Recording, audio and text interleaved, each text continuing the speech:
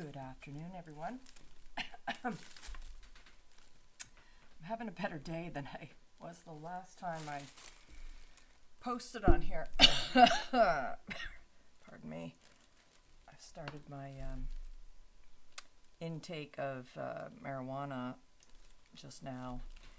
It's just my friend's homegrown stuff. We kind of swap around because I'm a firm believer that you kind of just get used to one strain and the effects that it has on you, and then it becomes kind of like your new normal when you're using it. So I like to mix it up a little bit. So she and I, my glasses are crooked.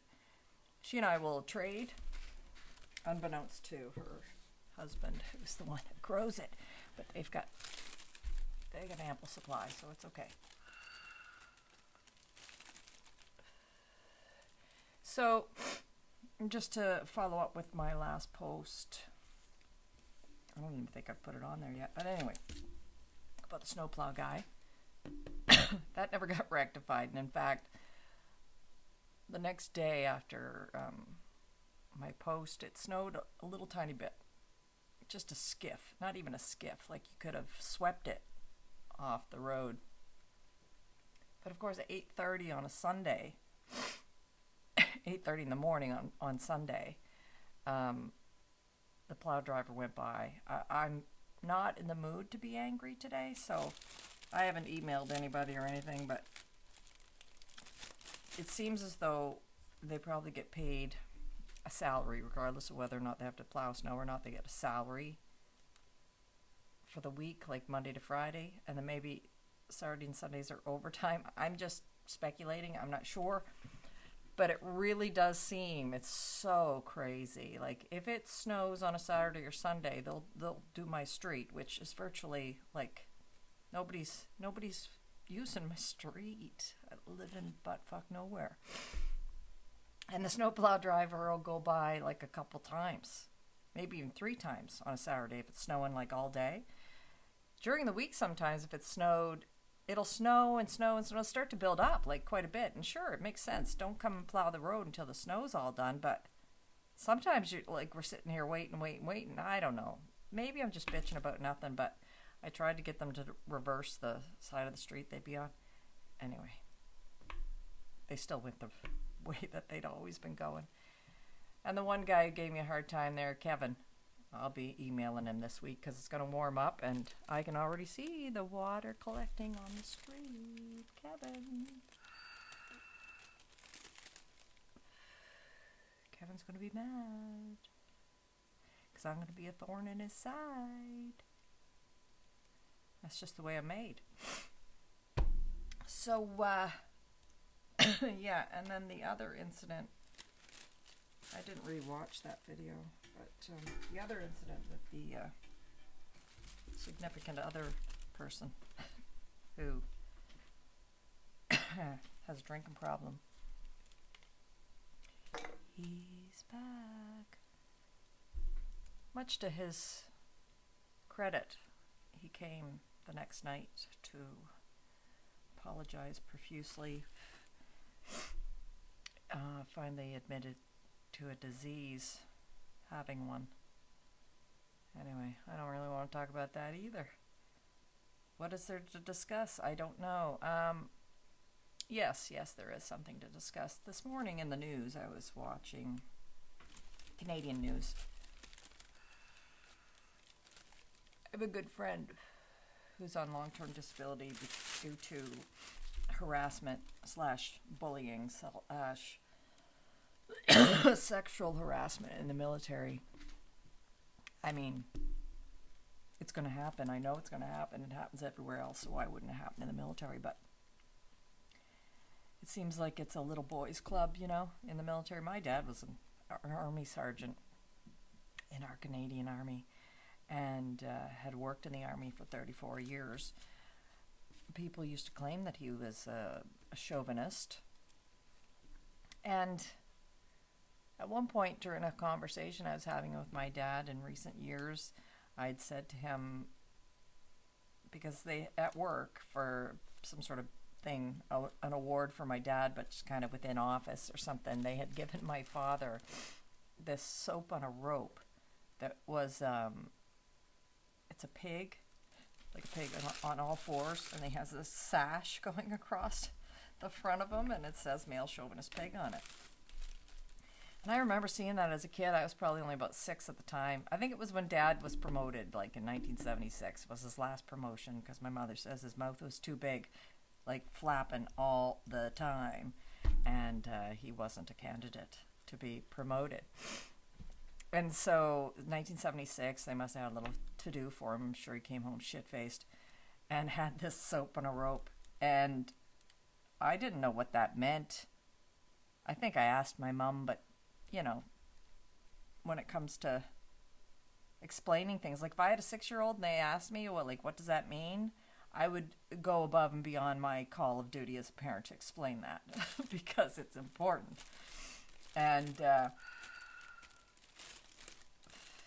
I don't know what my mom said at the time, but I know it didn't stick. Like, I didn't know what that was.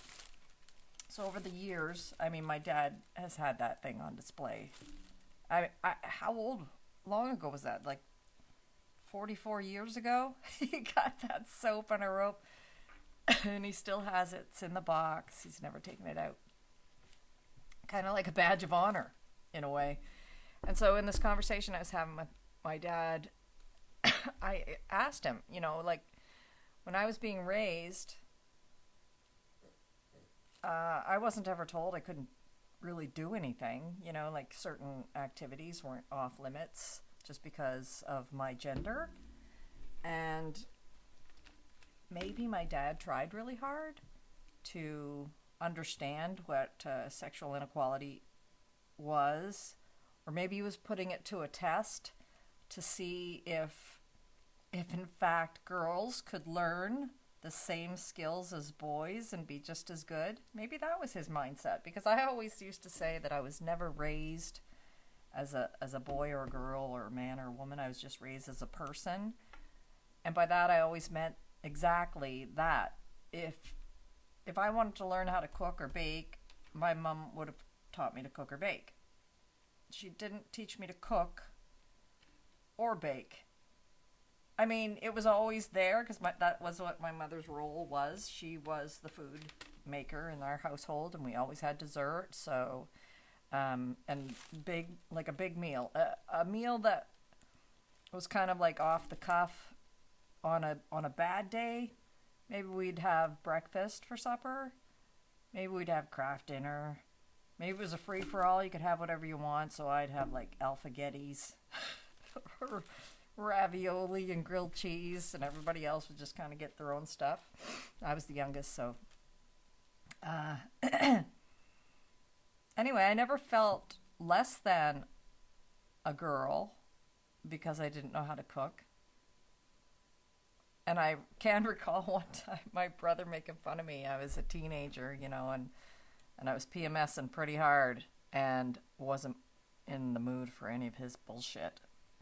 Because he was older than me by about 6.5 years and just hard on me. Hard! Over the course of you getting to know me, you will come to hear a few stories about the old brother and things he used to torture me with. I mean, it made me who I am today, but him, with a combination of a couple other incidences in my life, it didn't fare well for me and how I feel about the opposite sex. Anyway, what was I saying again? Oh yeah, being raised as neither boy nor girl. My dad used to call upon mostly my older sister, who's 8.5 years older than me. My brother and sister are 2 years apart, and then I came like a mistake, or the milkman's kid, because that's what they used to say. My brother used to say I was either the breadman's kid, because we used to get bread delivery when we lived in Ontario, or the milkman's kid. And we knew the breadman and his wife. We used to go visit them at their house. Bud, may he rest in peace. Bud and Vera, his wife. So I don't look anything like Bud. So, but he used to just say that just because it used to put thoughts into my head, like, where did I come from? How come I, didn't follow the 2-year gap? How come how come my sister got my dad's middle name as her middle name, and my brother got my dad's first name as his middle name, and my name's original and I'm named after no one that I'm aware of. Ah, crazy. So my dad used to call upon my sister mostly, but my sister started to get older, you know, and doing her own thing, so she'd be out a lot. I think my brother frustrated my father, probably in the same way that my son frustrates my father and frustrates me. Maybe he didn't seem interested. If he was talking to me, I'd ask him. Maybe at that time in his life he wasn't really interested in learning how to fix our snowmobile or change a tire or whatever. It would always end up somebody was going to be yelled at. And there was going to be some swearing. Like swear words strung together like nobody has ever done before. My dad. Scare the crap right out of you, because sometimes you weren't expecting it, especially if he was tinkering around, you know, working on something. You didn't know if it was not going well or what until he started screaming. And that wasn't the only time he was yelling. He was yelling at the TV quite often if the news was on, sports were on. He'd be yelling if you said anything while the news was on or the sports was on. You had to be quiet. Quiet. And then, like sports, not all sports, mostly hockey when the Big Six was playing, you know. He used to make some noise. I'll save that for a different story. Put my used toys from local auctions. It's a good one. So often what his problem was is that he didn't have the right tool. So he would, if it were me, he would say, go downstairs in my workshop and above the workbench get me a Phillips head screwdriver. Like, I'm 6. I don't know what that is. And so it would cause me anxiety. Like I would just, as soon as his voice was raised and as soon as he asked,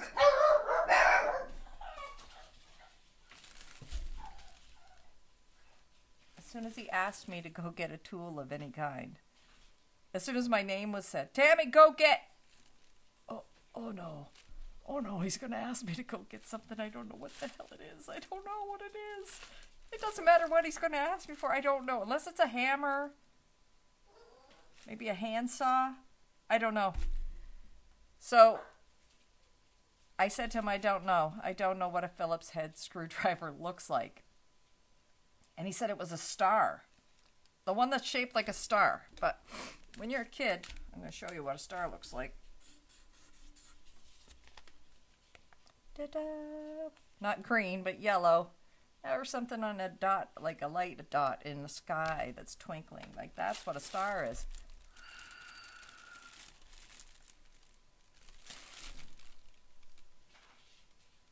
Does somebody hear you guys? Dogs are freaking me out. So anyways, that's what a star looks like, but in yellow or in the sky. And so I went and looked, like, you know it. You're looking at the ends and it's like, oh, that's a flat, straight line, and that one's a square, and that one looks like an X, right? It's not a star, it looks like an X. You come back empty-handed, and oh my God, all hell would break loose. The cursing and the swearing and the Jesus Christ, motherfucking, you're no better than the other two, useless sons of whores. It would just go on. I just run away crying. Like, why would... And then after that, you know, you'd be tinkering around. Daddy! Come and help me out here! No. I used to go and find my mother, and I'd say, do I have to go? Do I have to go out there? I didn't want to do it. And even now, when my sister and I talk, it was either me or her that were called upon. And my sister still gets called upon because she lives closer.